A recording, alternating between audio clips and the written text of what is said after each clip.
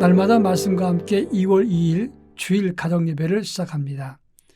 찬송가 299장 하나님 사랑은 찬송가 299장 1절과 4절만 부릅니다. 하나님 사랑은 온전한 참 사랑 내 맘에 부어주시사 충만케 하소서. 하나님 사랑은 온전한 참 사랑 내 맘과 영에 채우사 새 힘을 주소서.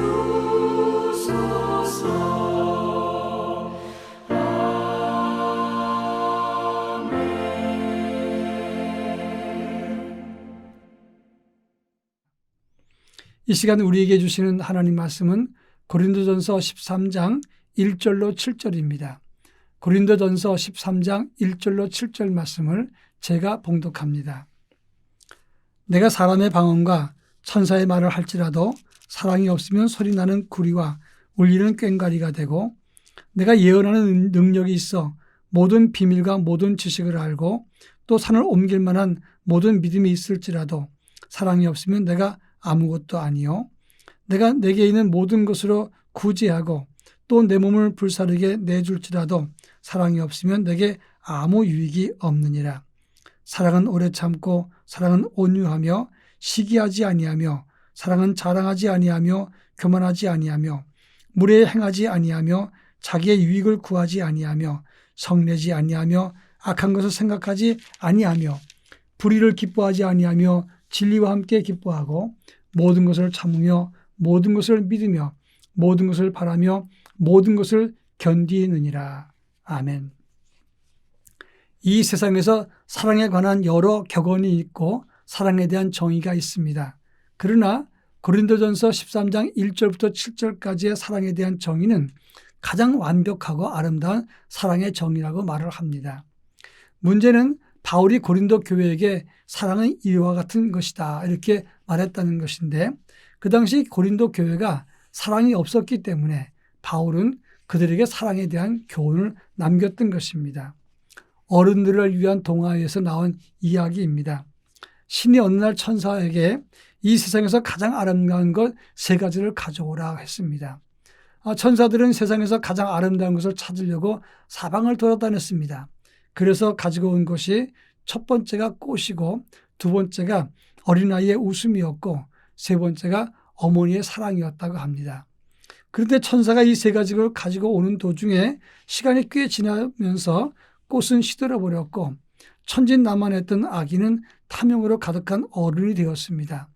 그리고 세월이 지나도 어머니의 사랑은 변하지 않았다. 그래서 가장 아름다운 것은 어머니의 사랑이다. 이렇게 말한 동화가 있습니다.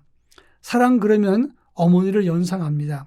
이것은 끊임없이 받아주고 베풀고 받아주신 어머니가 있기 때문에 사랑의 가치는 어머니를 연상시킨다고 하는 것입니다.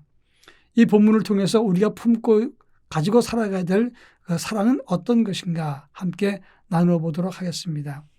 먼저 1절부터 3절까지 보면 사랑이 없으면 내가 천사의 말을 하고 예언하는 능력이 있고 산을 옮길 만한 믿음이 있을지라도 아무것도 아니라 그랬습니다. 또 내가 모든 것을 구제하고 내 몸을 불사르게 내줄지라도 나는 아무것도 아니라고 했습니다. 천사의 말을 한다는 말은 신령한 하늘의 비밀을 안다는 말이고 하늘과 소통한다는 것을 말하는 겁니다. 예언하는 능력이 있고라는 말은 모든 비밀과 지식을 알고 산을 옮길 만한 믿음이 있다는 것을 뜻하는 것입니다. 그리고 엄청난 능력과 권세를 가지고 있는 것을 뜻하는 것입니다. 내 몸을 불사른다는 말은 희생하면서 남을 돕고 헌신한다는 것을 말합니다. 그러나 이렇게 천사의 말을 하고 예언하는 능력이 있고 산을 옮길 만한 권세가 있고 내 몸을 불사르면서 헌신해도 사랑이 없다면 결국 아무것도 아니다. 이것을 강조하고 있는 것입니다. 그러니까 사랑은 무엇을 있게도 하고 없게도 하는 가장 중요한 요소가 되는 것입니다. 그만큼 사랑이 있는 것과 사랑이 없는 것은 큰 차이가 나는 것입니다. 아주 오래전에 파주 문산 지역에 수해가 났습니다. 그런데 대통령이 그 수해 현장에 온다고 하니까 경기도 간부 부인들이 급하게 모여서 프래카드를 걸고 경기도 간부 부인에 이렇게 천막을 치워놓고 봉사활동하는 척했습니다. 대통령이 와서 다 둘러보고 그냥 가고 나니까 자기들이 하던 일을 그대로 놔두고 그냥 가버리고 말았습니다. 그것이 보도가 되어서 경기도 간부들한테 많은 질책이 있었고 사람들이 비방을 했습니다. 어려운 일을 만나게 되면 많은 사람이 앞서서 나섭니다. 그러나 사랑을 가지고 봉사하는 것과 사랑이 없는 봉사는 큰 차이가 난다고 하는 것입니다. 무엇을 보느냐, 무슨 일을 하느냐, 이것보다는 어떤 사랑을 갖고 하느냐, 이것이 더 중요하다고 하는 말씀입니다. 자, 그러면 사랑은 어떠해야 되느냐 하는 것입니다. 4절부터 7절까지 해서 15가지 속성을 설명했습니다. 사랑은 오래 참고 온유하고 시기하지 않고 자랑하지 않고 교만하지 않고 무례히 행치 않고 자기 유익을 구하지 않고 성내지 않고 악한 것을 생각하지 않고 불의를 기뻐하지 않고 진리와 함께 기뻐하고 참고 믿고 바라고 견딘다. 이렇게 15가지를 말했습니다. 그런데 이 15가지는 두 가지로 나눌 수가 있는데 해야 될 것과 하지 말아야 될 것을 설명하고 있는 것입니다. 해야 될 것은 7가지고 하지 말아야 될 것은 바로 8가지입니다. 긍정적으로 해야 될 것은 참고 온유하고 진리와 함께 기뻐하고 그리고 믿고 바라고 견디고 이런 것들입니다.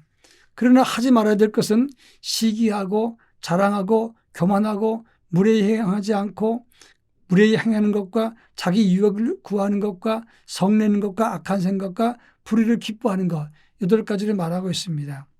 그런데 이 모든 15가지는 모두 행동을 따라 움직이는 것들이라 하는 것입니다. 결국 사랑이라는 말은 마음과 입술에 있는 게 아니라 몸과 마음과 손과 발로 실천하고 섬기는 것이 사랑이라고 하는 것을 말하는 것입니다. 결국 사랑은 논리나 말로 표현되는 게 아니라 얼마나 희생하고 상대방을 소중히 여기고 실제로 진심으로 다른 사람을 배려하느냐 그 실천에 따라서 사랑이 표현되고 나타난다고 말을 하는 것입니다. 그런 차원에서 누구를 사랑한다고 하면 참고 기다리고 믿어주고 배려하고 양보하고 상대방을 위해서 배려를 하고 희생해야 된다고 하는 것입니다. 부모는 자식을 위해서 희생하고 수고합니다. 그래서 부모의 사랑이 위대하다고 하는 것입니다. 바라기는 우리 가정과 교회도 사랑이 가득한 교회와 사랑이 넘치는 그런 가정이 될 수 있기를 바랍니다. 실천적인 사랑이 있을 때 참된 사랑입니다.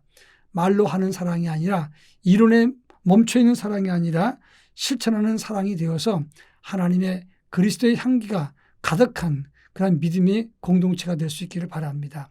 기도합니다. 사랑 많으신 하나님 아버지, 사랑을 정의하기보다는 사랑을 실천하게 하시고 그리고 사랑이 가장 소중한 것은 자기 비움과 상대방을 섬기는 것인데 이것을 실천함으로 하나님의 기쁨이 되게 하시고 다른 모든 사람에게 희망과 용기를 주게 하옵소서. 예수님의 이름으로 기도합니다. 아멘.